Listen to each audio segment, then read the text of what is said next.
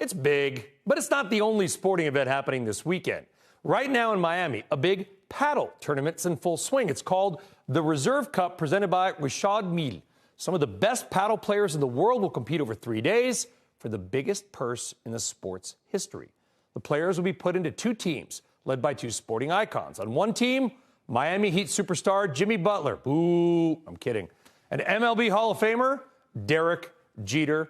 And Derek Jeter joining us live from Miami alongside the founder and CEO of Reserve Paddle, Wayne Boich, who has been with us before on Last Call. Wayne, good to see you again. Derek, it's good to have you on the program. Thank you very much. Okay, Miami, just to let you know, it now is decided with a super tiebreak. I heard that, and I thought that was somebody talking to me, the voice of God. Wayne, again, we talked about it before. Maybe it was. I'm going crazy. What is the secret sauce of paddle's success? I mean, this sport is everywhere now. Well, listen, Brian, it's great to be on. We're thrilled to be hosting our first Reserve Cup presented by Richard Mille. And to be here after 18 months after starting Reserve is amazing. We brought together 14 of the best players in the world. The unique format over 3 days. Very exciting. And each day you have a different group of teams playing. We have an alternate each day that we can put in at any time during any one match, which is, I think, fairly unique. I don't know about it happening in any other major racket sports, at least. And paddle's taken off. I mean, we're sold out every day here, which is amazing. The site is incredible, and we're fortunate enough to have my friend here to the right, Captain Jeter, competing against me and my team.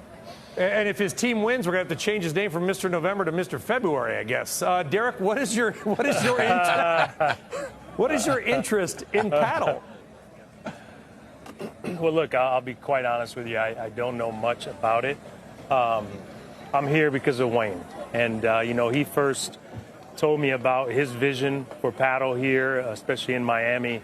And we came and walked this site. It was a while back, man. It was just when they started. And it's really not surprising to see how successful it's become here, especially here in Miami.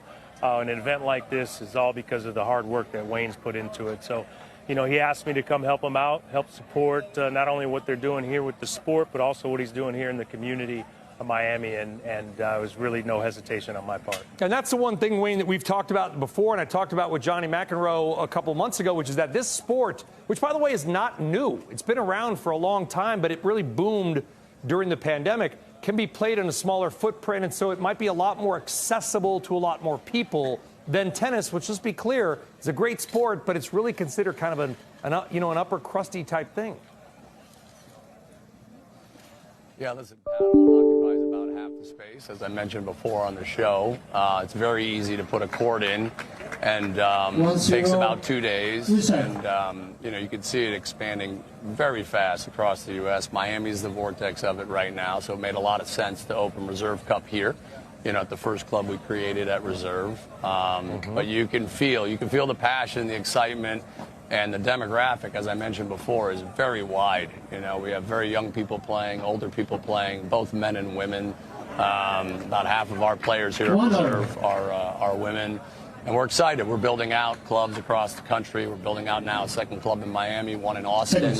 We're hopeful to do one in L.A. soon, Vegas, second one in New York, along with our Hudson Yards property. And you can feel it. You can feel the energy and this game, and to be able to showcase it now at the highest level and give people around who just started to play an appreciation of what they're doing, and the athleticism is great. It's great to see. Yeah, it really is. I mean, it's been a heck of a run for you, Derek. This Michigan football team did pretty well this year, although my Chargers... Thank you.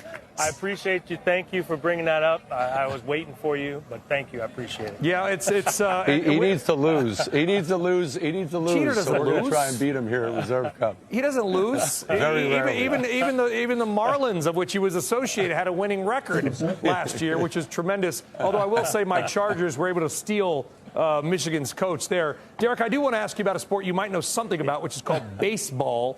And listen, you're not that far removed from the game. You're a former executive. Okay, what do you make of Shohei Ohtani's contract with the Dodgers? Good for him. Good for him. Look, I mean, sorry to cut you off, but I mean, teams wouldn't pay it if they didn't have it. Players deserve it.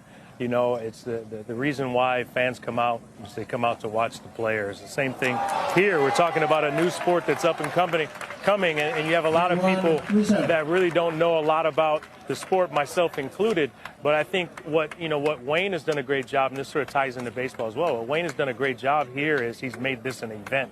He made this a place where people want to come see not only the game being played, but the entertainment value. And it's the same thing when it comes to baseball. I mean, look, the Dodgers have done a great job going out and signing Shohei Ohtani. He's a guy that brings people into the stands. He makes people want to watch the game. So good for him. And good for the Dodgers.